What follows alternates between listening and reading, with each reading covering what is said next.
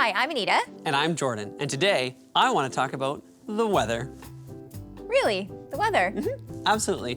Why don't you tell us, Anita, about one of the craziest storms you've been in? Okay, I actually have been in a really crazy storm. A few years ago, I was playing soccer with my soccer team, and this big storm came in. There was thunder and lightning. It started pouring rain, so we had to run to our cars and start driving home. But on the way home, my friend and I could see through the windows that the cars coming up on the other side of the street, the water was like all the way up to their doors. And when we looked out the windshield, it started raining so hard that we could barely see through the windshield. We could barely see even the lights in front of us. So we decided we better make the safe decision and pull off into a plaza, and then we waited the storm out there. And you were safe? We were safe. That's really good. I ask because today's big idea is that Jesus helps us through the storms of life. And even though that refers to the hard things and difficult things in our life, it'll help us to understand better when we think about an actual storm. Let's watch this.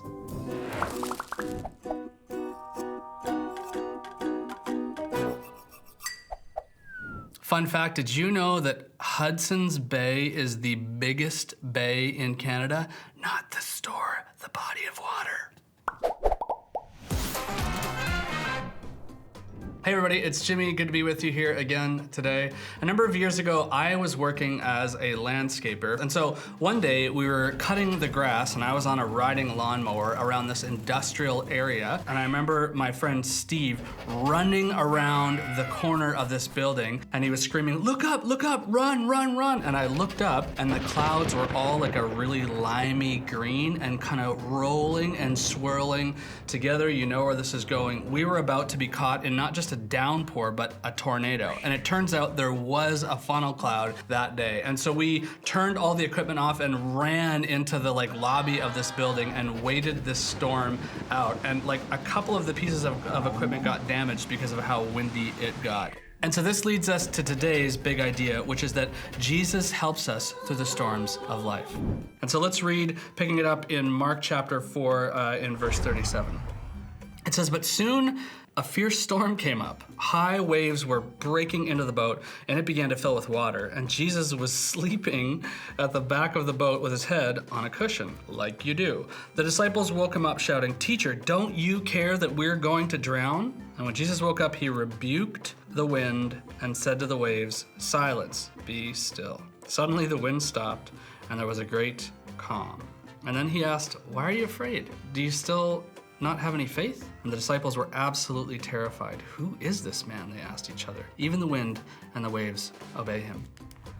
Okay, so Jesus gets in a boat and takes his disciples. They head out into the Sea of Galilee, which is like a lake, and the wind and the waves start coming up and crashing over the boat, and it's getting super choppy, and the waves are making the boat go like this, and Jesus is over there in the boat with his head on a cushion having a nap. So the thing we have to understand is today, we put our kids in swimming lessons to not be afraid of the water, to learn how to swim. We have life jackets and we're accustomed to going to the water. It's a recreational idea. In fact, a couple friends of mine feel that they are closest to God when they are near the ocean. This would be completely foreign, would be a crazy idea to a first century person, particularly a Jewish first century person. So Jesus, after teaching, takes his disciples into a boat out into the water and then goes to sleep. And then the waves start to crash and the wind picks up. And now in our context, we'd be like, oh, it's a little storm, no problem. In their context, this is death. We all die here together today. This is terrible. The chaos is rising up to swallow us, and this is our end. And Jesus wakes up. He says, why are you so afraid? Before he does that, actually, he speaks to the wind and the waves and says, silence, be still. That's it. No magic, just says, silence, be still. And the wind and the waves obey him. Then he turns to his disciples and says, why were you afraid? Do you still not have faith? Now, that's not like a, you jerks, I can't believe you, It's Jesus saying, do you still not trust? Do you still not recognize what I'm doing here with you? The disciples react to this and they say, who is this man? They were terrified, the Mark's gospel writes, and they say, even the wind and the waves obey him. Now, again, this comes back to our big idea, and that's that Jesus helps us through the storms of life. Jesus is legitimately with us. Now, maybe you're going through something right now, or maybe you have gone through something, or maybe you have a friend who's going through something, and it is a storm. It is chaos. It is maybe even leading to death. So what do you say to those scenarios? What do you say to that situation? What do you say to that friend, or how do you navigate that storm yourself? The important thing to understand is exactly what Jesus said to his disciples. The point isn't necessarily in our context like the miraculous nature of what happened. It's the point that Jesus is there with you. And so, again, coming back to our main idea, Jesus does help us through the storms of life by being with us. Jesus has the last word over sin, over death, over chaos, and that word is love, is peace. And so, my friends, may you take that with you today, that God's love is with you, and may Jesus' peace be with you today. So I hope you have a great rest of your day, and this is Jimmy signing off. Peace. There's so much about that God story that really stood out to me. It is so easy when you're going through the tough times in life to focus on the problem and to forget that Jesus is there and he wants to help us through that. And what was really amazing and mind-blowing is that the storm, the winds, and the waves actually obeyed Jesus. Absolutely. We want to share with you the story of our good friend Dagmar. As a kid, she faced a lot of storms in her life. Let's see how she handled that. So I think the thing I remember the most about my parents being divorced was going back and forth between two houses. And sometimes I would forget things. So maybe I would forget my homework at my dad's house and then get to school and the teacher would be like, "Where's your homework?" But it would be all the way across the city and I would always get in trouble. And I remember just really feeling lonely and sad about that all the time. So my mom worked 3 jobs. She did everything that she could to take care of us really well. But that also meant that she wasn't around a lot because she's struggling so much just to make ends meet for you. At the time, I think I wondered how loved I really was. When I was going to school and being with my friends, I would see them with their families and they were all very happy, and I just didn't feel like I had that. And so I often didn't want to tell people. So I would make things up. I would sort of not tell the truth, or I would just kind of leave out parts of my life and my story because I felt so self-conscious and I didn't want to be made fun of. It was very challenging to deal with, and it cost me friendships and it cost me my sense of self.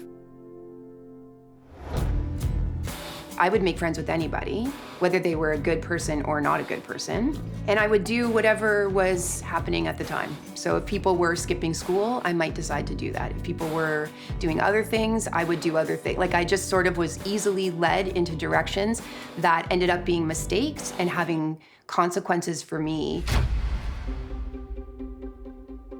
So I was always writing poems when I was younger, and they were very bad poems, but I loved writing them because I was so emotional. There are times where I really was depressed and had a lot of anxiety, and I didn't necessarily always feel like I had somebody that I could talk to or go to or trust. And so in those moments, that writing became very important to me. One day I just began to sort of feel like I was wanting something more. I had a friend who was a musician, and he invited me to his Easter concert at his church, and I said, sure, I'll go. There's music, it's a play, let me see what this is like. And I went in, and for the first time, I realized what music was actually meant to be used for, and that I had been playing music and writing music and singing and performing for a long time, but it didn't feel like this. And so I started to write more often, and I began to write without the constraints of, or the limits of, writing just within a song form, like rhyming and things like that. And then it just opened up everything for me, and it became a way that I could really share with other people some of the things I'd experienced and gone through, and to help people hear about Jesus and to help people know that they're not alone. So I started doing spoken word, and I just went to open mics and started getting on stages and sharing my pieces. And one night I had a beautiful experience where a girl came up to me after and was like, I understand what you have been through, and she was really moved by it. And I think it was that moment that I realized this is actually something that God wants to use. This is no longer about me and my process or me and my writing, but that this can be something that I could use to share the gospel with people. So I get my inspiration from a lot of different places. Sometimes it's everyday life, something a friend is going through or something I'm going through.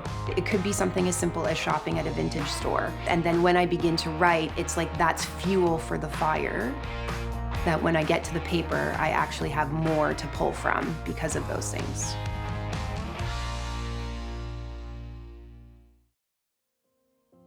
So as a kid, I really felt like I didn't know who I was, and looking for acceptance in places that were maybe not the best for me and for my heart.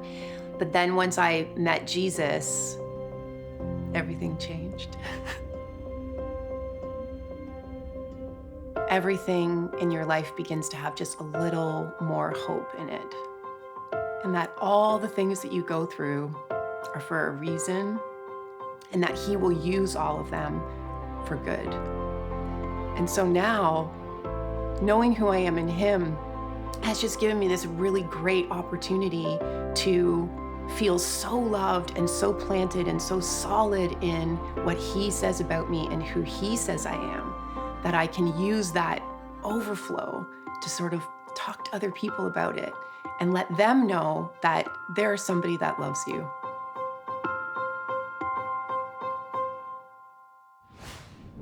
Wow, I love how Dagmar's face lights up when she talks about Jesus. Yeah, Dagmar's life changed completely when she made Jesus the Lord of her life. And now she's in a position to encourage others because she's been through pain and storms in her life.